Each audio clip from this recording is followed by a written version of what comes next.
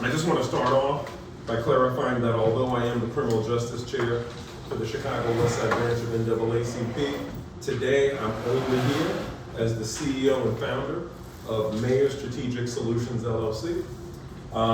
So through my consulting company, Mayor Strategic Solutions, LLC, I use my over 15 years of experience as a community lawyer to assist communities nationwide to solve community development and safety challenges by using the CAP method, which stands for C for community empowerment, A for accountability, and T for transparency.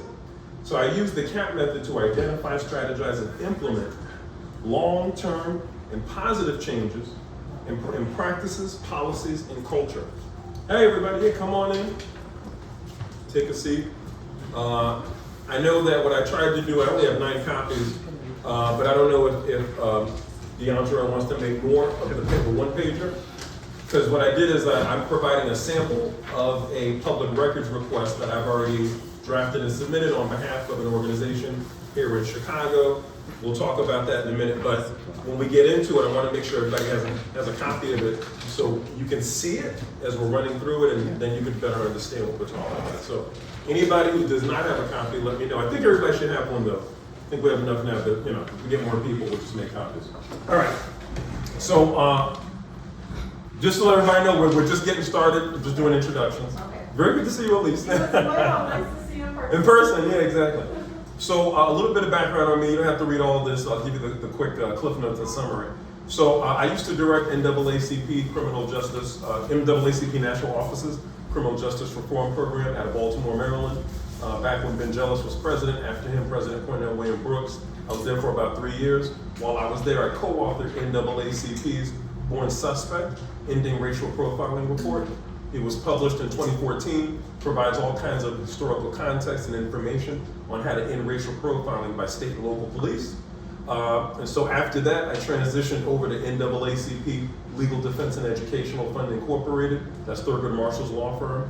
While I was there in Washington, D.C., I worked under Sherrilyn Ifill as the policy counsel for the policing reform campaign. In that role, I worked on both the Ferguson, Missouri and Baltimore, Maryland consent decrees for 3 years at least, from negotiation through implementation. We also did our own pattern of practice investigation of the North Charleston, South Carolina Police Department after Walter Scott's death. And also worked on Eric Gardner's case in New York City. And I lobbied on the Hill for federal policing reform legislation, a lot of which has now been incorporated into the George Floyd Justice and Policing Act. And then and with all of that said, I also did a whole bunch of work, about 5 years at least, respectively at NAACP National Office and at Legal Defense Fund with President Barack Obama's administration, and also with his Department of Justice on several policing reform efforts, most notably the 21st Century Policing Task Force Report recommendations. And so with all of that said, what I've done ever since 2020 is started up my own consulting company, where, as I said earlier, you see here on the slide, I work with communities around the country on advancing the CAP method. And as you can see here on this slide, the CAP method consists of 3 components. Each component must be achieved in order for the CAP method to be successful. So the first component is community empowerment. And this entails community members, especially those who are living in neighborhoods where there's both high levels of crime and a history of high levels of negative police interactions, like racial profiling, excessive use of force, sexual misconduct, etc. Those particular community members are those who have to deal with people committing crimes in their neighborhood, trying to be safe from them, and also trying to be safe from law enforcement acting like criminals. So how do they stay safe? How do their kids stay safe? How do their parents stay safe? That's what I focus on.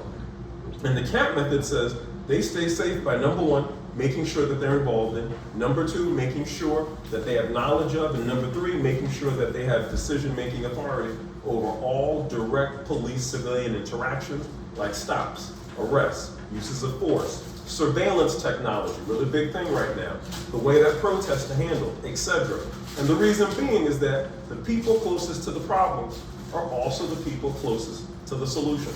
So if we want to see long-term solutions for long-term problems, then we have to make sure that the people living in these zip codes, these blocks in these areas, are the ones, the most directly impacted people, are the ones at the helm of decision-making, working with law enforcement and with the other aspects of the community, as we're going to talk about in a minute. Now, the next component is accountability, and this involves creating an inhospitable environment for those who engage in misconduct by establishing both internal and external accountability mechanisms that would work together. And then the last component is transparency. Now, I define transparency as the interconnectedness and coordination amongst what I call the 4 aspects of the community, as you're going to see here on the next slide. So first, we have law enforcement. That includes the sheriff's office, state and local police. Then we have elected and appointed government officials. That also includes government employees. Next, we have community members. That's what we just talked about, directly impacted individuals, direct service providers, community-based organizations, faith-based organizations, faith-based leaders, private business, etc. And then last but not least, we have the local press and news media. So according to my definition of transparency, all 4 of these aspects of the community would need to work together through interconnectedness and coordination as one community to support community development and safety and ensure accountability through more so proactive rather than reactive strategies. So I know all this sounds good, so I want to delve in a little bit deeper. So before we go into the subject of today, which is public records requests, right? Like how do you submit, how do you draft, what do you do once you do? We're going to get into all that. But I want us to frame it in a certain way. So I know I talked about the CAP method. What makes the CAP method so important is that it focuses more on the how rather than on the what. Now, you can see here I have some stuff here, an automated enforcement ecosystem and unmanned drones. You're probably like, what is all this stuff? And what this is, I'm going to play a video for you. This is an event that I spoke at in Arizona earlier this year about this topic, because this is a growing topic all around the country, and it's very relevant to what's been going on here in Chicago. Can I get a show of hands for how many people in here have heard of ShotSpotter? Okay, so everybody has, right? Okay, so ShotSpotter is a piece of surveillance technology. Now, it doesn't have cameras, so it doesn't have visual sensors, but it has microphones, it has audio sensors, so it can still pick up on whatever sound, once it's activated, is in its vicinity, including conversations. So the way it works is that a shot goes off, the sensor gets activated, and then anything in that area, it records for like about a minute. So even if you're having a confidential conversation with somebody, you have no idea that ShotSpotter is recording your conversation. You don't know what they're going to use that conversation, that information for. Are they selling it to people? Who's buying it? What are they using it for, etc. These are all issues that ultimately led to the demise of ShotSpotter. Why? Because people were saying, oh, it's helping to reduce gun crimes. You had other people saying it's helping to save lives because people get shot up, the police show up immediately, they put the tourniquets on them, they don't bleed out, right? You also have people saying, no, it doesn't do any of those things. It encourages over-policing of certain communities, specifically black and brown in the west side and the south sides of Chicago. At the end of the day, nobody had the data to show exactly what ShotSpotter was doing. And that was the biggest problem with it, was that we did not know. All we knew were whatever stories individuals were saying, right? That's it, but you need more than that. You need data. And you don't just need a data of what happened in this one moment, you need data of what's been going on over time, trending data, right? So in other words, the Office of Inspector General, they did a report in 2020 on ShotSpotter where they gave data on it showing that it was not solving gun crimes. It was increasing over-policing of black and brown communities. That was a snapshot of just one time period looking at ShotSpotter. We need to know what's going on with it after 1 year use, 2, 3, 4, 5, 6, 7, 8, 9, 10 years of it being used. What does the trend look like? And so, in my opinion, we see a lot of cities now that have now gotten laws on the books like Detroit, Michigan, Grand Rapids, Michigan, where I've done that work with them there, New York City, San Francisco, San Diego, Boston, etc., where they have gotten laws on the books to require that data that's being collected by these kinds of technologies has to be collected, analyzed, broken down by race, gender, age, location, and then published on either a monthly, quarterly, or annual basis, so everybody in the public, especially the taxpayers, have access to what's going on with their tax-paying dollars.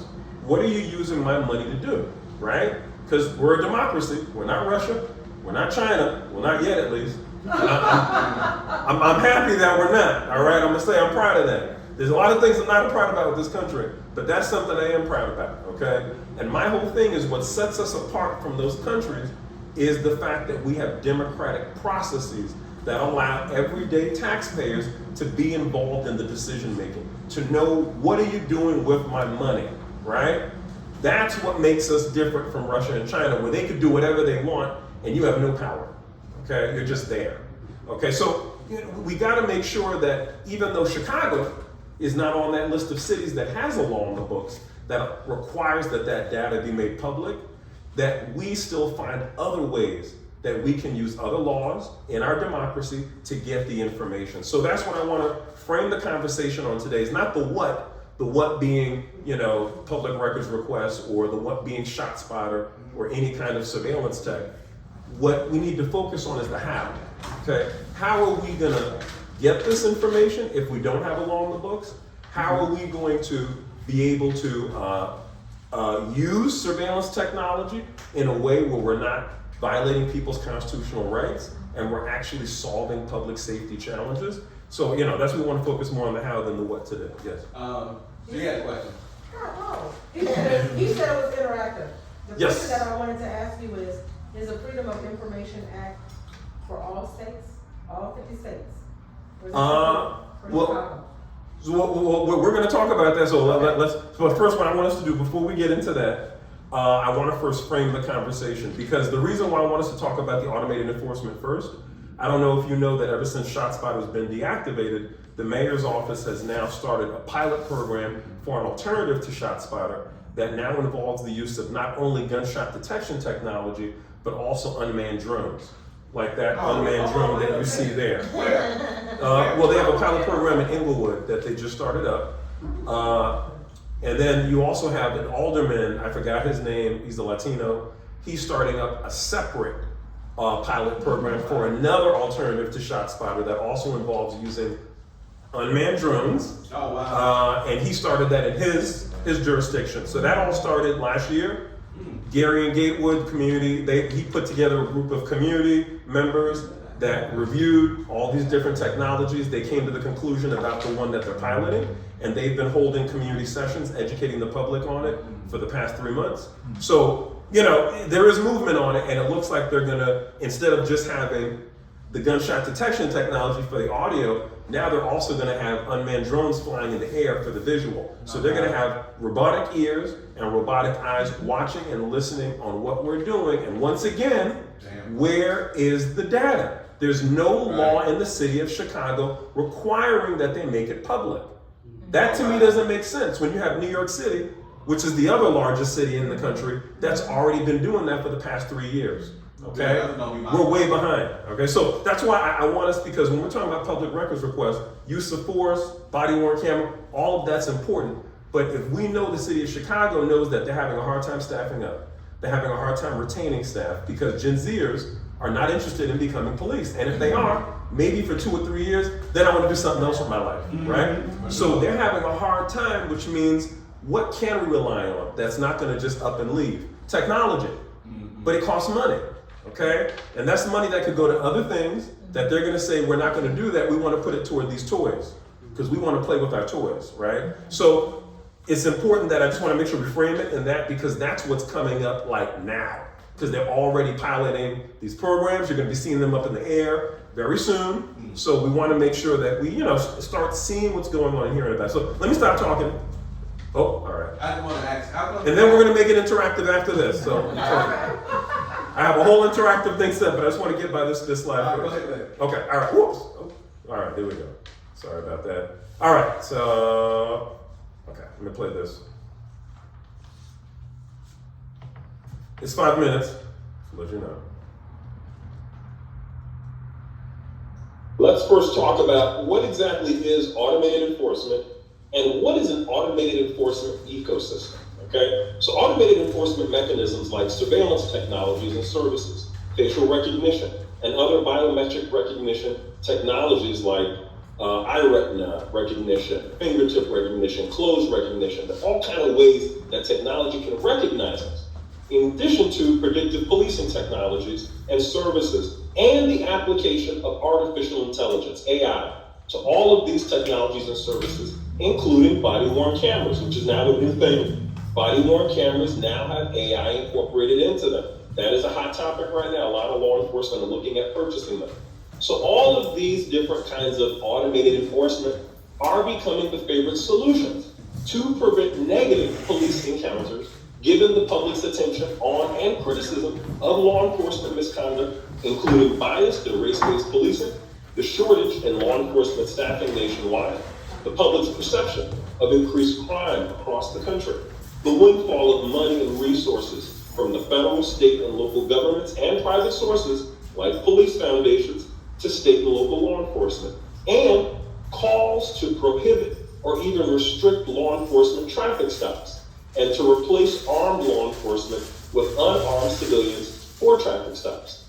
As a result of this situation and the ongoing challenge faced by law enforcement agencies nationwide to hire and retain officers, law enforcement is turning to technology as a colorblind alternative to help solve crime. A lot of law enforcement believe that technology could identify and enforce laws without any association to race, gender, or ethnicity.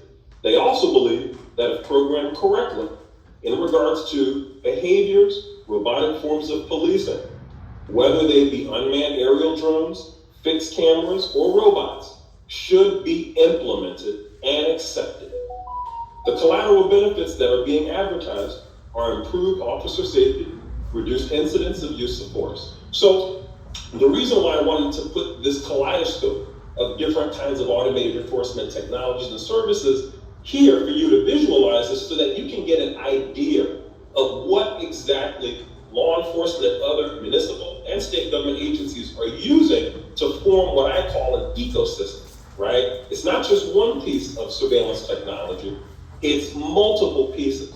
And that to me is wonderful when we're talking about trying to solve crimes, but it's problematic when you, the taxpayer, don't know what data are they collecting, who's collecting the data, what are they going to do with the data, who are they sharing it with, are they selling the data, who's buying the data. These are all questions that should be asked in a democracy, where if you're paying for something, you have a say over how they are going to serve you, right? You go to McDonald's, you go to Goldman Sachs, you go to a car dealership. If somebody that works there is giving you a nasty attitude, you have every right to say, I want to talk to your supervisor, file a complaint. When it comes to law enforcement and the use of these technologies, and even other city government entities and state government entities, because there are no official laws on the books to govern this stuff, they're just using it, and there's no clear way to file a complaint, no clear way to get accountability, to get transparency on how your tax dollars are being used. And so this is where the automated enforcement ecosystem is at play and can also be problematic. But if you have the proper democratic processes in place, can also help you to solve crimes and other public safety challenges. So that's what we're going to talk about today. How can something like this become something more beneficial rather than detrimental for a community by utilizing democratic processes? So that's a separate presentation. If you're interested in me presenting on that, which I hope you are, because like I mentioned, Gary in Gatewood, he's already started a pilot program in Inglewood where they're using both unmanned drones and gunshot detection technology at the same time to replace ShotSpotter. So this is happening. So if you'd like that presentation, please let me know. I can do the same presentation I did in Arizona right here in Chicago. Is this the interactive part? Yes, it is. Yes. Most I definitely. got questions, like So- seriously, one of my main questions is, I love, even me as a district counselor, I've put in a lot of FOIAs. You helped me with like one, I still didn't get the information I was looking for. I just want to let you know, it just never happened. I've never received the information I was looking for. But the main thing is that we don't know even what we're supposed to be FOIAing sometimes because we make all of this. How do we really stay involved and informed about certain things like this, even if it's just pilot? I want to know. I want to know, yeah, the thoughts that you have. I've never heard of I that. never heard that pilot you just mentioned, I didn't know that. And he didn't hear it, and you didn't hear it either. So, and we're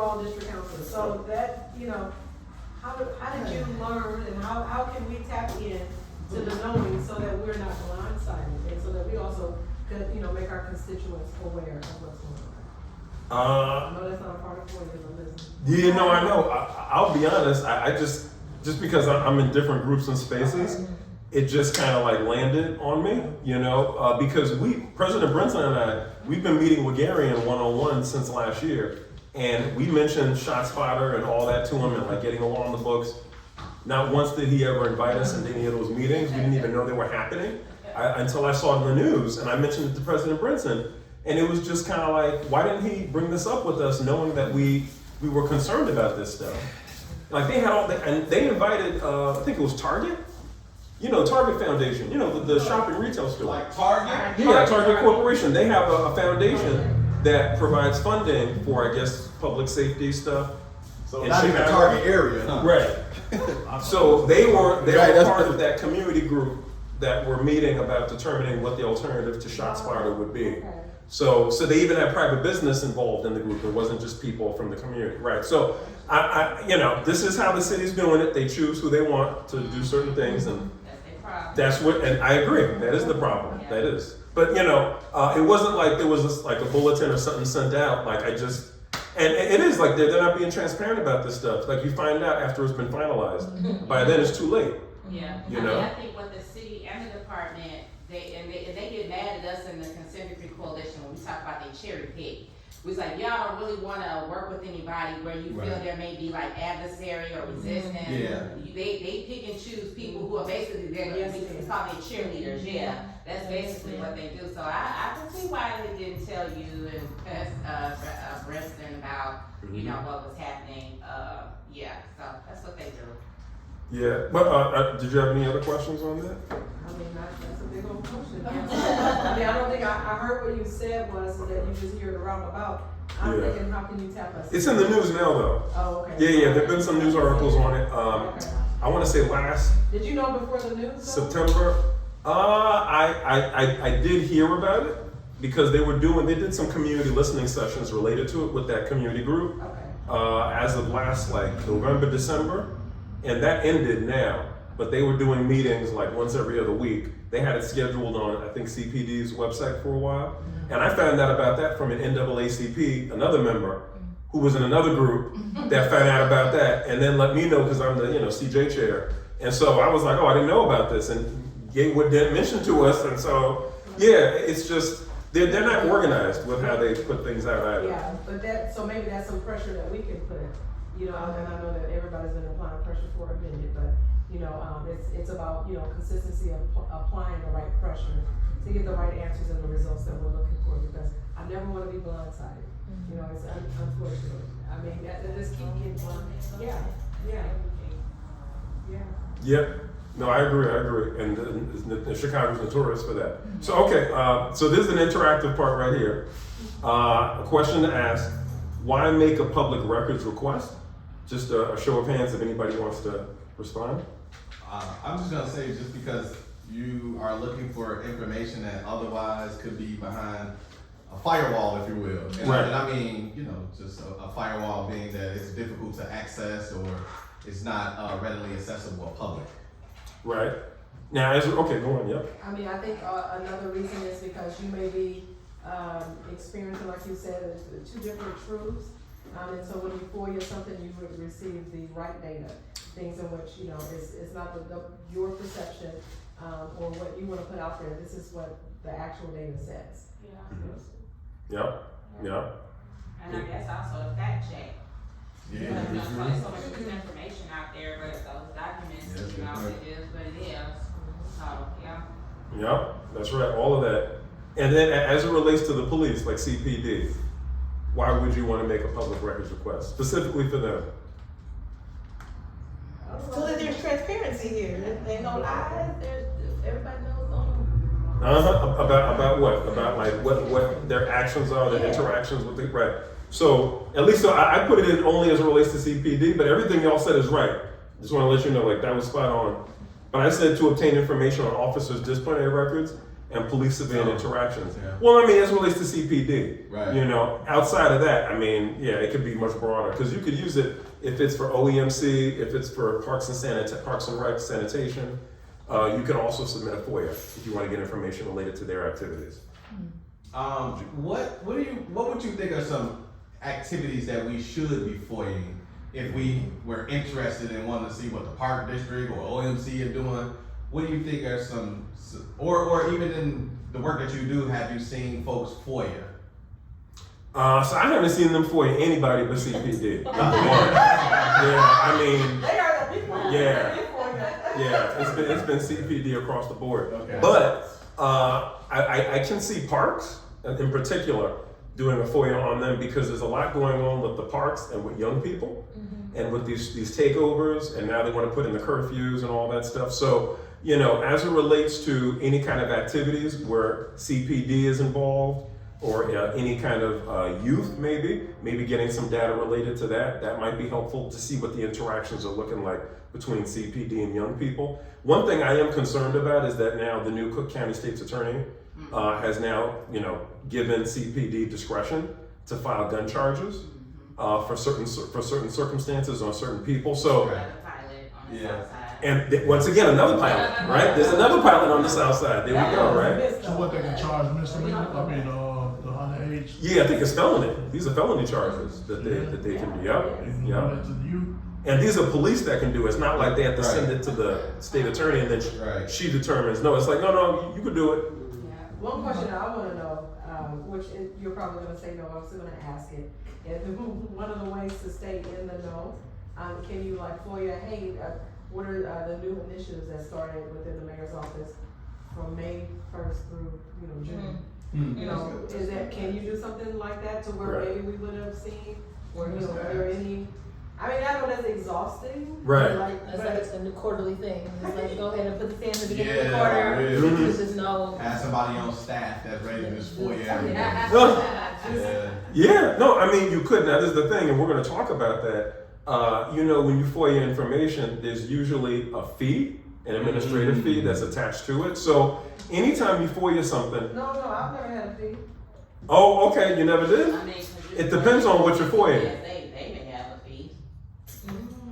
Yeah, it depends on what. So, if you're FOIAing information that doesn't require them to do a whole lot of, redacting or even copying and printing and all that, like it's just real simple. They don't charge any money for that because it didn't cost any money on their part. But if they have to spend time and energy for one of their staff to have to go through all these documents, copy, or photocopy them, go through it with a black marker and redact certain parts, that's money, and they're going to charge you for that. Now, there are waivers that the Illinois FOIA does provide for, where we're going to talk about it, if it's for a public interest, where you're doing it not for your own personal interest, but it's for the broader public, like journalists, for instance, they usually get a reduction in in the price of their fees, or they'll even get waived completely because they need the information to publish it so that everybody in the community knows what's going on with the government, right?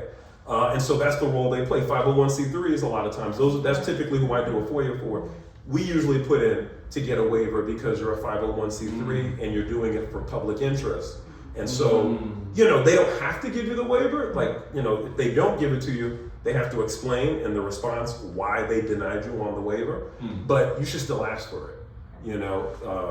But you have to. It's in the sample document I provided. So that's why I wanted to give you that too, so you have something to walk away with some model language.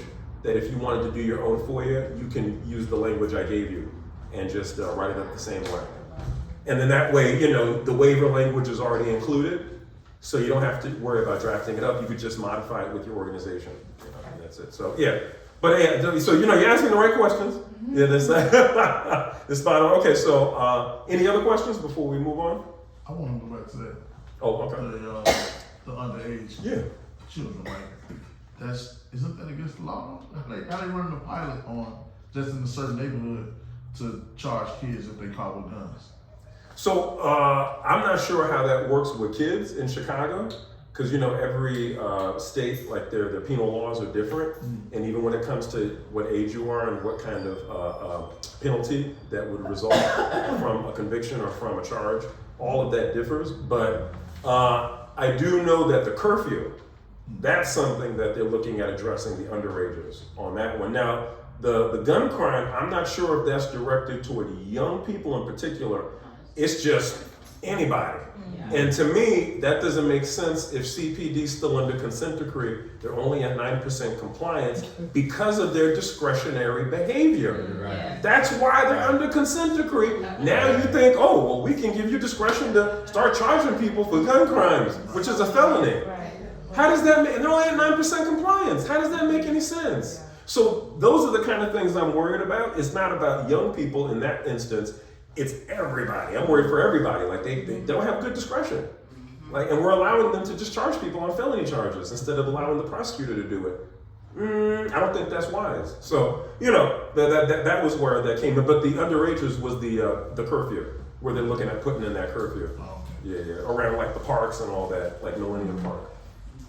Okay, so now FOIA. Now this is just FOIA in general. For, you know, so we have different kinds of FOIAs. We have the federal FOIA, which is for like if you want to engage with the DOJ, for instance, any other federal government entities, you would submit a FOIA request based on the federal Freedom of Information Act law. However, we're going to talk about Illinois' FOIA after this slide. So what is a FOIA? A Freedom of Information Act. FOIA, also known as an open records law or public records law, advances regulations that require government agencies to be transparent and disclose their meetings and records to the public. This law aims to promote accountability and to prevent fraud, corruption, and inequality by making government actions and records accessible for public scrutiny. Now, And this is everybody again, this is all states or just? yeah, this is for the whole country.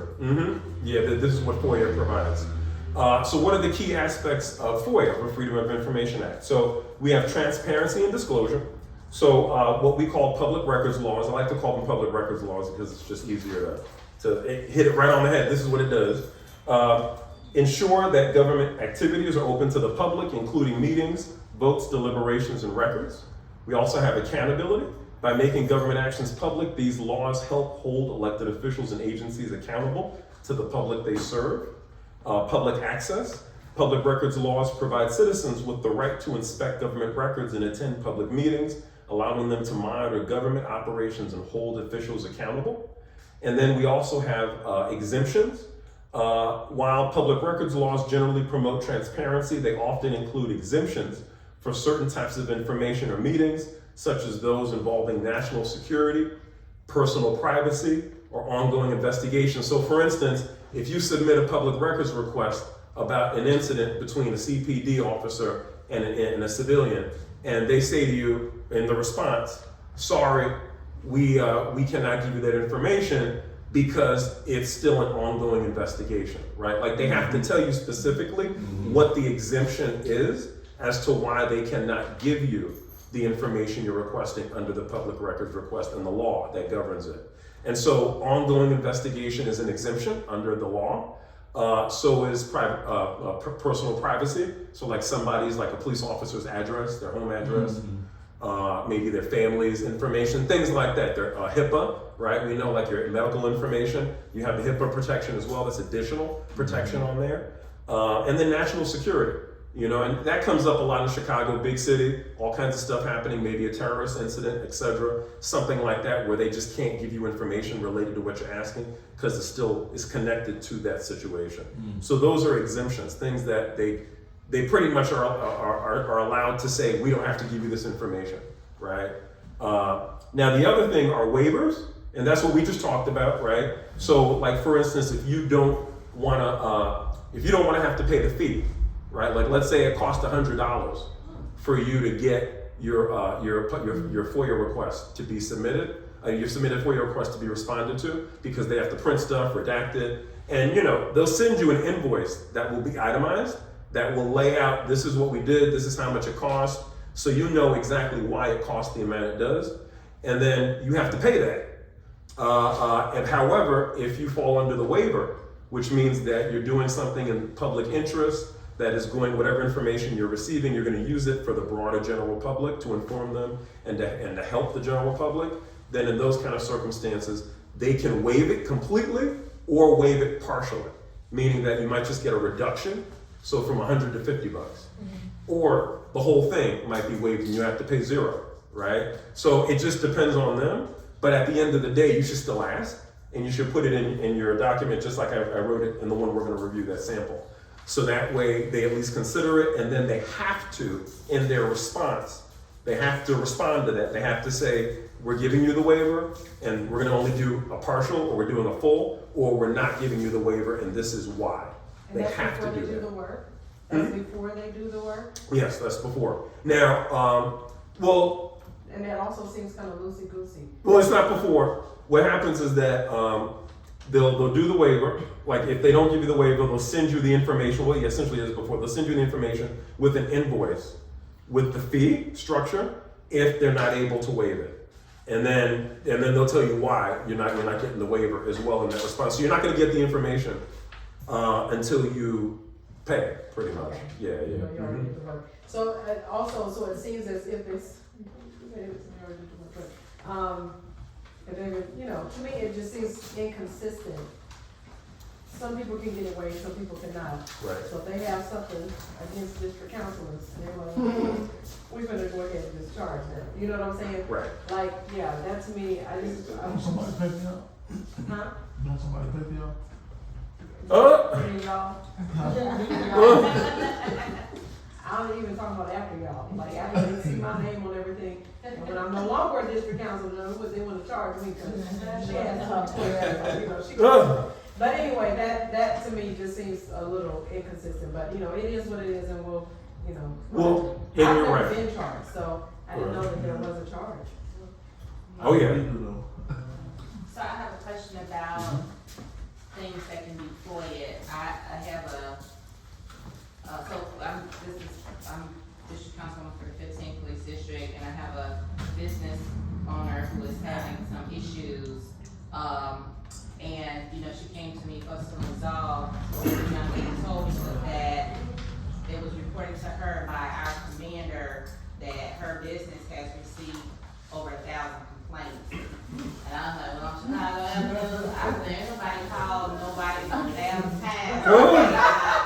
And so I'm like, and I said to him, I was like, how can we even substantiate this? Because if y'all, because I think it's something else, some other personal things that happened. Somebody out to get this young lady to close her business down, and I'm trying to advocate for her.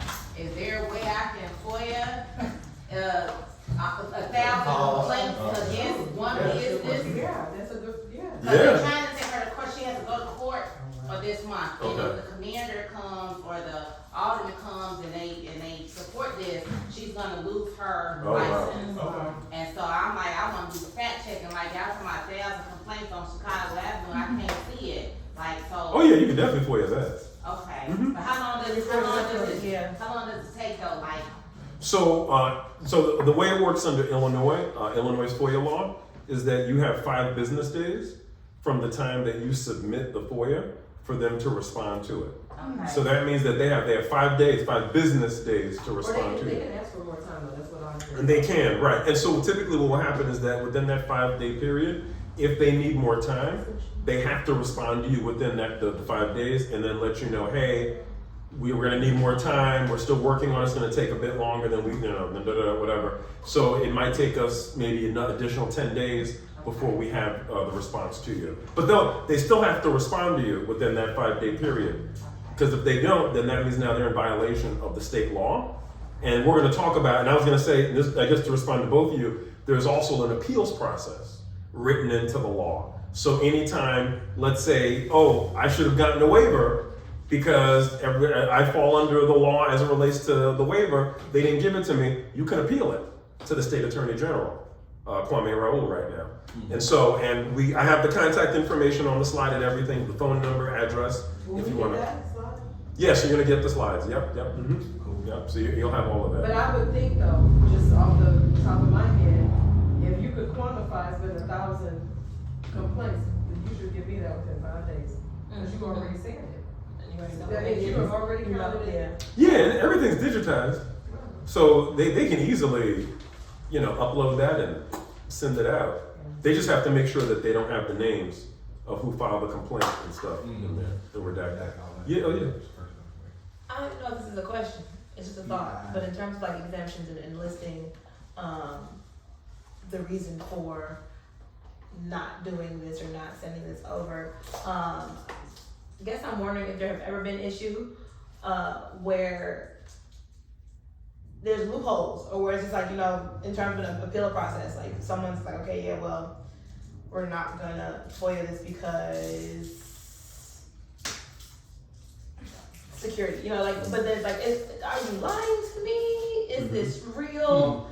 Is this going to change in 3 months if the same information were to be FOIA'd? And like, you know, just have people been given the runaround, and Oh, yeah. is there ways to, I guess with the check, I guess that long-winded question was, what are the checks and balances to make sure that when listing exemptions, there are actual valid exemptions, opposed to, I saw this name and I don't want to give you this information. They're not giving me my FOIAs. So I can tell you, there are checks and balances, there are no checks and balances. And even when they did respond to me with one thing, it was like Greek. I don't speak Greek. Right. I needed to know how many complaints or calls for service were for my block, you know, over this time, because they make you jump through hoops. But neither here nor there. I will take a long time. I'm just telling you, when they did respond something to me, I didn't even know what I was looking at, so it just didn't even help me. Right. Okay. And they'll get tired. Like, Okay. okay, just keep it. And I guess that's kind of what I'm like, you know, in terms of if there were to be this space of, because what I'm thinking is someone could FOIA some information and say, I need this, and then for whatever reason, God forbid, you know, no, we don't want to give you this for whatever reason. One reason will be listed as to why it was like an exemption will be listed, and then, okay, well, if I can't get that, can I get this? And then there's another, you know, block and another wall, and then you do so much, and then it's like, you know what, just give it to them. But then when you get it, it's like, what the hell is this? And then so, you know, just in terms of, I'm aware that in the city of Chicago, there's a number of things that they will put you through the ringer just for you to give up. Yeah. Right. And so So, what the checks and balances are to make sure that you are getting true information and that you're not being sent through hoops and or being put in front of unnecessary roadblocks. You know, just I'm all about advocacy. Sorry, so it's just Yeah. like knowing what you can do to make sure that you can speak up That for you can, yourself. and I have a whole thing on tips that you can do, like, and it's the whole process from drafting, submitting, follow up, and appeal. Like I have that, all of it's in here, and so we're gonna go. I'm giving you all the tips today, y'all. All right. So literally, what you just asked is that's what we're doing today. That's what we're doing about it. This is just the beginning, just like broad global framework, and then we're going to dig in on Illinois, and we're going to go through those tips, and then we're going to go through that document that I provided to all you, so you can actually see how this actually plays out. The last one I was going to mention here. I hope this was that good. Is anybody have other questions? Okay. All right. Enforcement. So public records laws usually include mechanisms for enforcing public access rights, such as penalties for failing to comply with the law or legal remedies for citizens. All right, so, and then we have on the next slide here. Okay, so for Illinois, let's talk about Illinois now. So what exactly is the Freedom of Information Act in the state of Illinois? So number one, the title of the law itself is 5 ILCS, and I always forget what the ILCS stands for. It's Illinois Laws, I think comprehensive. Oh man, I'm sorry, y'all. It's not that. So just scratch that part. Just know it's ILCS. That's the actual the legislative title for this 140/. And so you'll see in the document I provided to you, anytime I make reference to the waiver, anytime I make reference to, I think it's the deadline for when they're supposed to submit a response within the 5 business days, I also make sure to reference the law. The actual title, which you see is 5 ILCS 140/, and then the specific provision within that law where it relates to that topic. So that way, you know, and this is, once again, what we're talking about, how do we make sure that we're, you know, being as clear in our ask so that we can hopefully get as clear of a response, right? It's doing it like this, having to draft it in such a way where you're referencing the actual law and the provision so that they don't have any room to weasel out. Oh, you didn't ask for that. You didn't. Oh, it's right. Oh, okay, you did ask. All right, yeah, you got us. But I mean, but that's how you have to do it with them, because like you just said, they don't want to give you the information. So they're looking at any which way to get out of it. But the law says they have to do it. Like I said, we're not Russia. We're not China, and I'm proud of that. And this is what makes us not Russia and China. Having this law, not the government, the law. That's what keeps the government in check. So it's our responsibility to use that law and make sure it's being enforced so that we keep them in check. Because if we don't, we already see what's happening, right? So, you know. Okay, so for Illinois, the Illinois FOIA, the Freedom of Information Act, allows the public to request access to records held by public agencies. It ensures transparency by granting citizens the right to inspect or receive copies of government information. Specifically, it defines public records as any document related to the transaction of public business, including electronic data processing records. The FOIA, however, also includes exemptions for certain types of information to protect privacy and other legitimate interests like an ongoing investigation. We talked about that already. So as you can see here, it says, FOIA provides a way for the public to examine records and understand how government bodies are operating. It includes specific procedures for making requests, and the government must respond within a reasonable time frame. See, that's the law. The government don't want to do it, right? They be like, hey, we'll respond when we respond. But the law says it has to be a certain time frame. And I know that every state, their FOIA law is different, and so that time frame varies. In Illinois, it's 5 business days. From when you submit it, they have to respond. That's very short, and that's good, because other states have a longer time period, and that's not good. You want it to be short, you want a quick response. Because like you said, it's a lot of back and forth to get what you want, and so the sooner you can get that response, the sooner you can hopefully get the information you need. Sorry, yeah. That was it. I was going to ask how do they determine reasonable, but that's fine. Yeah, you know, the law will specifically have the actual number of days in it. Okay. So like Illinois, it's 5 business Right. days. Okay. All right, so, and next slide. Okay, so who do you submit a public records request to in Illinois? Okay, so in Illinois, public records requests, FOIA requests, are submitted to the FOIA officer or the designated representative of the specific public body, either state agency, local government, etc., that's holding the records. To find the correct contact information, you can usually locate it on the agency's website or by contacting their general information line. Now, I would say you could either go to the website and look it up. You could go there in person, right, and talk to, they always have a customer service area. You could go there and talk to whoever's there and say, hey, who's your FOIA officer? Do you have their information? And just walk away with it like that. But you want to make sure you do 2 things. You identify the actual entity or entities. ShotSpotter, which is what I want to use as a framework for today's discussion. With ShotSpotter, it's governed really by 2 different city government agencies, right? Everybody thinks it's CPD, but it's really not. It's OEMC, okay? Office of Emergency Management Center. So they're the ones who are responsible for ShotSpotter. But CPD works with them on that data. And so they also have some data for ShotSpotter. So if you were to submit a FOIA request related to ShotSpotter, which doesn't exist anymore, but let's say it did, right? And you're like, well, I want to know from my neighborhood, you know, how many sensors are up here, and how often is it getting activated, and then how many of those activations are resulting in them actually getting guns off the street or solving gun crimes, right? You can ask all of that in a FOIA request, but you need to know who you're going to ask. Or am I going to CPD? Am I going to OEMC? Am I going to somebody else? And then once you do that, once you determine which agency or agencies you have to go to for the FOIA request, now you have to find out who's your FOIA officer.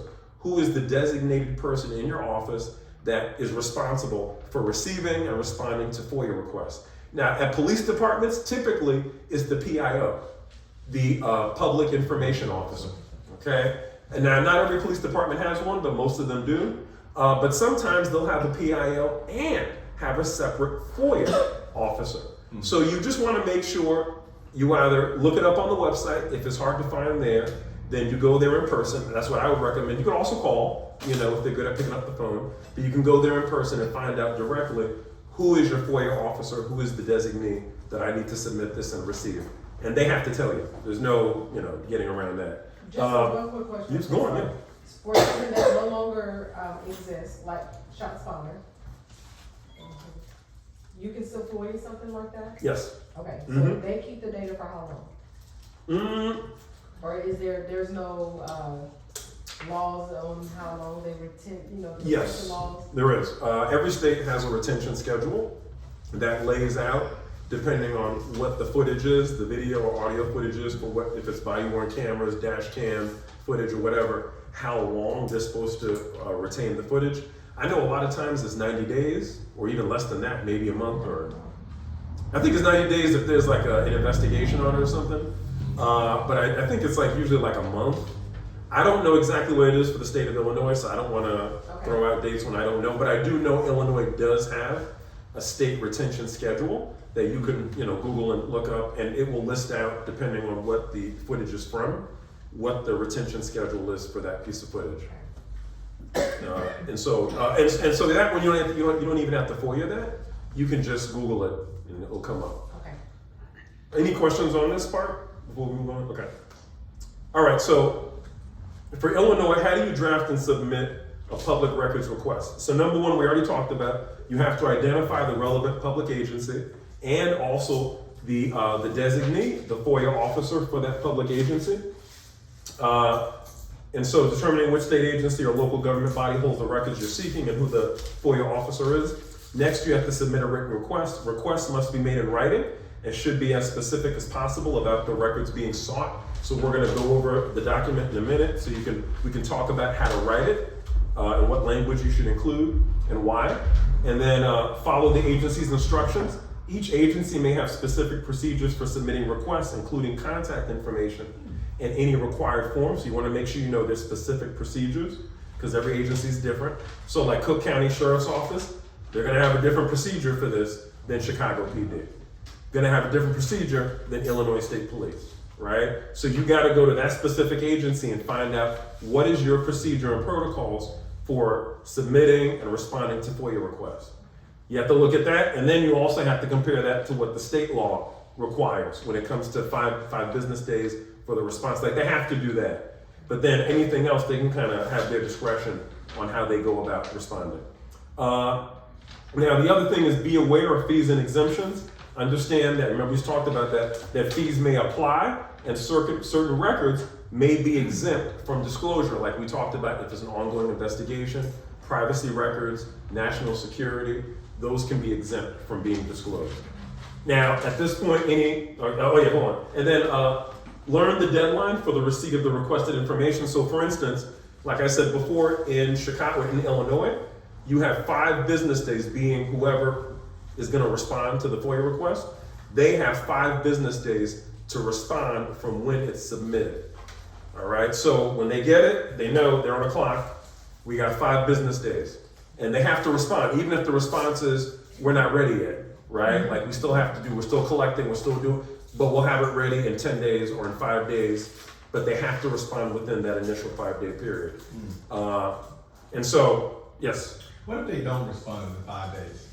So if they don't respond, number one, you should reach out to them and follow up and let them know, hey, I sent this out, it's now beyond the 5-day, and make sure you reference, and I have the language in that sample, you reference that law ILCS 140. Right? That's what it should be. Right.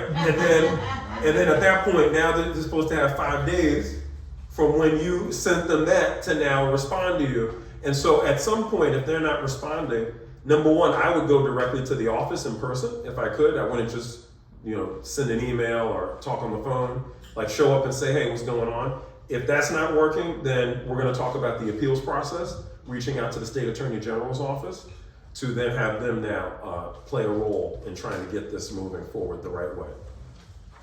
Okay, so any other questions before? Yes.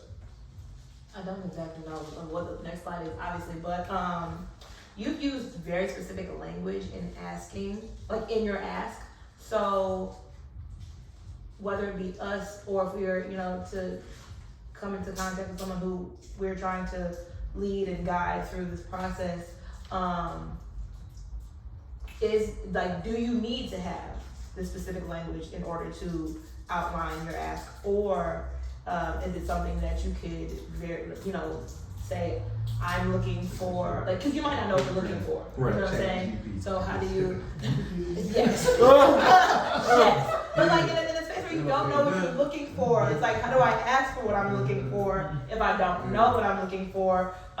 You know, so you just want to know, like, okay, I want to know the data pertaining to this, but also in regards to, like you just outlined, there might be two entities that hold this data, and they have different data. Therefore, if you don't ask specifically for that data, or even if you don't know to ask for both of the data on both sides, you won't get a full picture, or the full picture that you think you're looking for. Yep. So yeah. No, you're right. And the document that's in front of you, I know I keep on referencing it. When we go through that, it's going to answer all those questions, because I have a whole system on how you can do this, so that no matter what you're asking for, if you use that boilerplate language that I provided, then you should be able to get all the information you need. And if you need more, you'll once you get that first set, you'll be able to go through it, and you'll know, okay, I still need this and that, but now you'll know specifically what you need, rather than, all right, I think I need something. I don't know exactly what, but it's something in this area. So, you know, yeah, I'm gonna go through all that. I'm gonna go, what? That's it? 10 minutes. Like 15. Oh my gosh, okay. We're sorry. Well, we've been asking a lot of questions. Yeah, no, I saw, okay, all right, okay, so, So sorry, you gotta get prepared for Saturday, yeah. okay, no, I got you, no, definitely. Darn it, I still have more questions though. Okay, all right, let's do this, Unfortunately for you, I got your number. I know, Unfortunately for you. Okay, let's do this, all right, because I want to at least go through that document with y'all. So, and then you want to try to receive the information in accessible format. So as I have the document I've written, you want to make sure that when you ask for the information, that you ask for it in a specific format that you can actually read it and edit it. Because a lot of times they'll send you stuff that cannot be edited. All right, take care, Elise. I'm so sorry. No, sorry. All right, we'll talk. And so that's why getting it in a Microsoft format where it can be copy and pasted, you can then use the data instead of, oh, I see it, but I can't do anything with it. So you want to, because trust me, they're going to send you data you can't do anything with unless you ask for it in a certain format. So that kind of speaks to what you were saying as well about, like, you know, the ask and making sure you get a certain kind of response. Okay, so let's go into this document now. So how to draft, they left right when I was about to start going into the document. They could have waited 5 minutes. Could have waited 5 minutes. All right, how to draft and submit a public records request, let's say with Chicago PD, okay, CPD. So generally speaking, anytime you're gonna ask for any information from Chicago PD, in my opinion, looking at the information on the, the right-hand side of the screen here, it says what information needs to be requested, right? That's what we're asking. So for instance, should the requested information include related policies, data collection, analysis of an officer's disciplinary records, and in-school and out-of-school police-civilian interactions?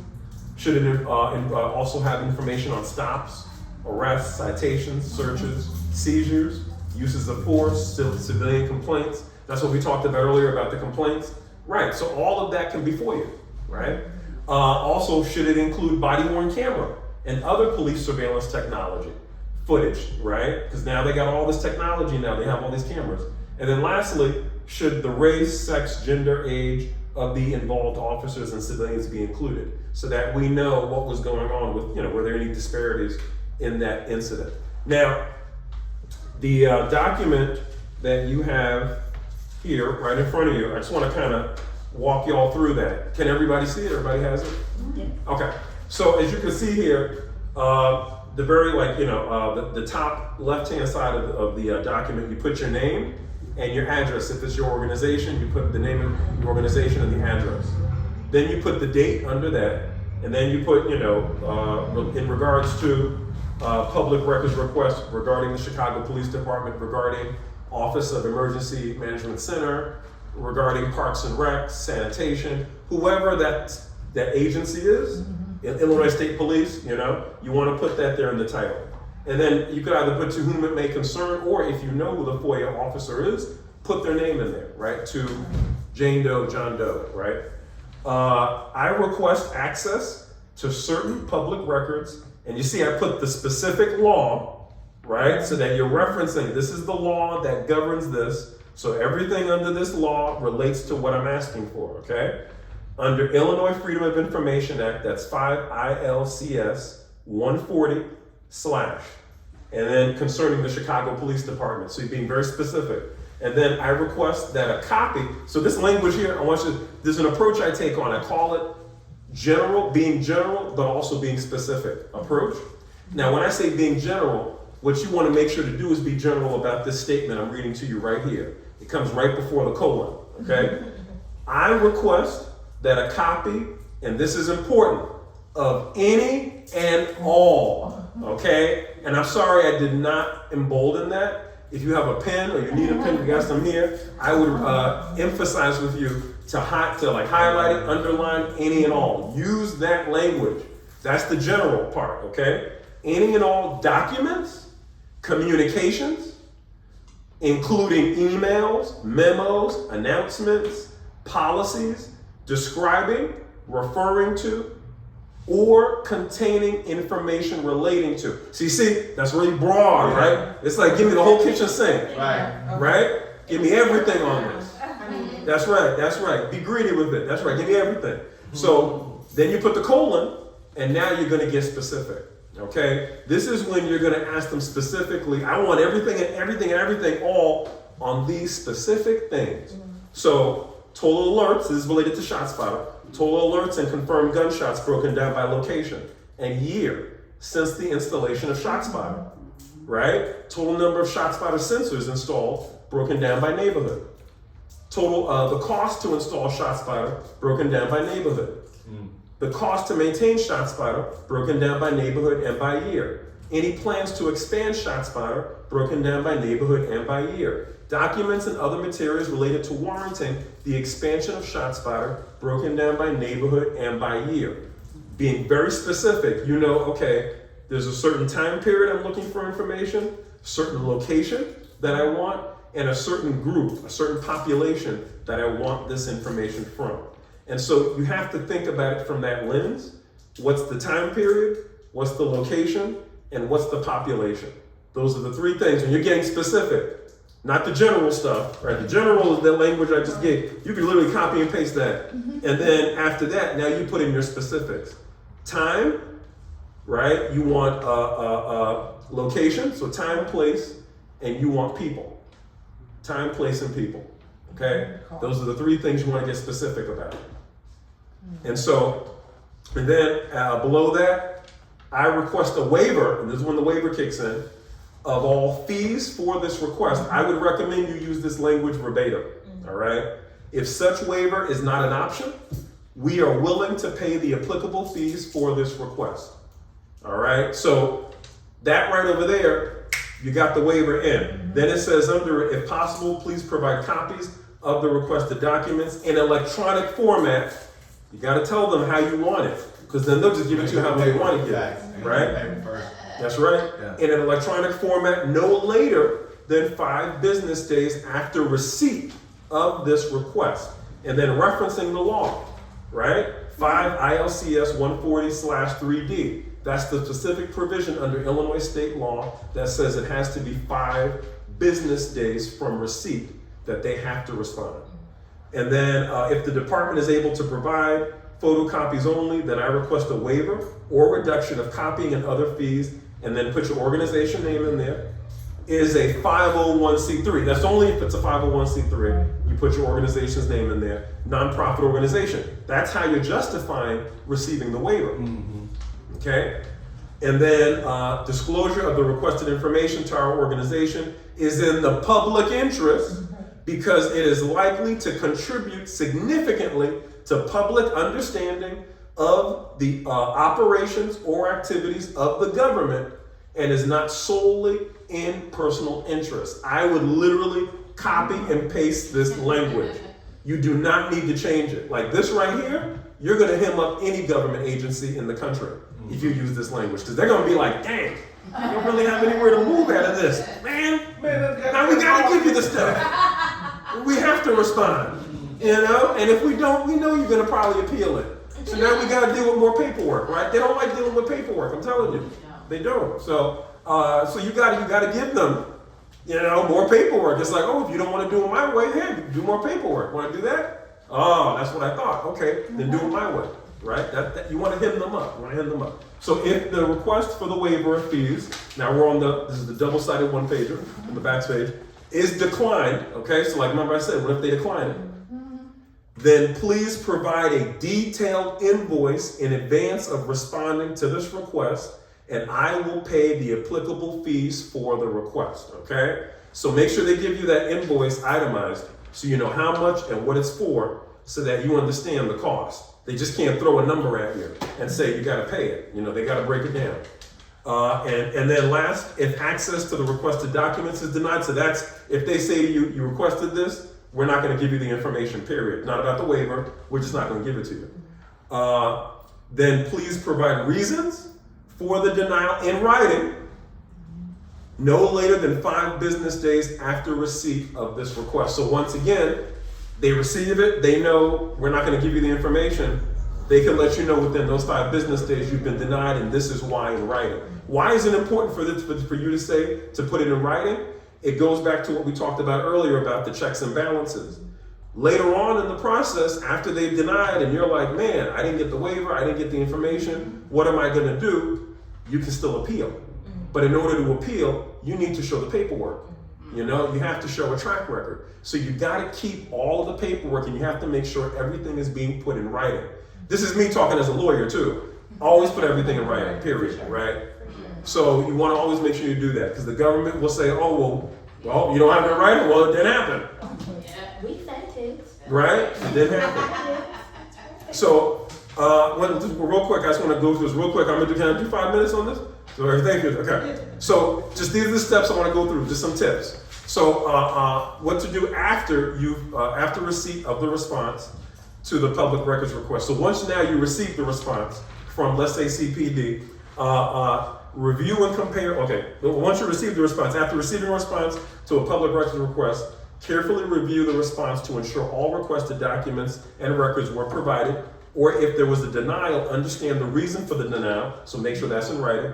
If you need clarification or believe a denial is incorrect, you may need to appeal the decision, okay? Now, first we have review the response, check for the provided records, ensure that all the records that you requested are included in the response. If some records are missing, contact the agency for clarification. So you might have 5 things you were asking for, they only sent you 3.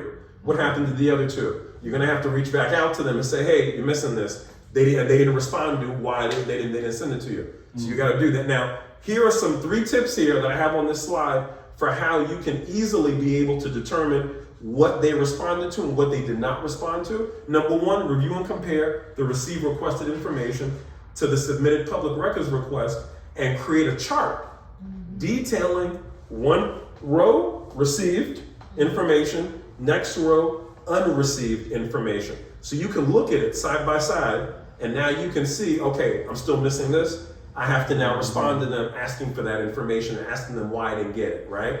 So now you can better organize it. Next, how does the received requested information compare to the unreceived requested information? Is there some information in the information that I received that might also tie into what was that they did not respond to me on? So you just want to kind of look at everything. Are there any patterns in the received requested information, such as racial, gender, age disparities, etc.? Also, clarify if needed, if the request is ambiguous, if you're not sure what the agency is responding to. I think somebody had said that earlier, you would have received a response and it was like Greek or something. Right. Yeah, exactly. If it's ambiguous and you're not sure what the agency is responding to, contact them for clarification. Right. And that's the thing, and that's why Elise was here. I was gonna say, well, did you reach back out to them and ask them for clarification? Right. And if you did, what was the response, right? So, because that's what you're supposed to do. If records are not found, if you believe that the agency did not locate the records correctly, contact them for clarification or provide more specific information about the records you're seeking. So sometimes you might have to revise and modify your FOIA request, your public records request, after they respond to it. When you see, okay, they didn't really get what I was asking for, let me reword it and be more specific, right? Mm-hmm. So you might have to do that and then resend it to them so that they can send you a better response. So keep that in mind too. And then also redactions, remember we talked about when they block out with the black marker. So if some portions of the records were redacted, note the reasons for the redactions. And so they should have the reasons documented in their response. If they don't, you should reach out to them and ask them for clarification. Why was this information redacted? They have to respond to you, okay? Understand the denials. If a denial is issued, carefully review the reason for the denial and the applicable exemption, if any. So if they say, like we talked about earlier, we can't give this information, if they're saying it's because of, it's an ongoing investigation, or because of privacy rights, etc., they have to tell you that. Like, they have to give you a reason why they're denying you that information. The same reason they have to tell you why they're denying your waiver that you requested. They have to respond to that. But you should still ask them to respond to it in writing, just in case, because, you know, sometimes they don't do it and they think that you don't know, so they just don't do it. And then fees. If fees are requested, ensure you understand the fee structure and how to pay them. Remember we said, you know, you could look it up on the agency's website, or you could talk to them and find out, but also make sure you get that invoice where everything is itemized. Now, wrapping it up, just for following up, once you receive the information, timely responses, make sure that they respond within that 5 business day from when they receive. If it exceeds those 5 business days, you need to reach back out to them and find out what's going on. I didn't get this information. I'm supposed to get it by now. And if you still don't hear from them, reach out to the State Attorney General's office. I'm gonna go to that slide soon. And then, it's all right. And then you can have them now take over and make sure you get that information in a timely manner, or response in a timely manner.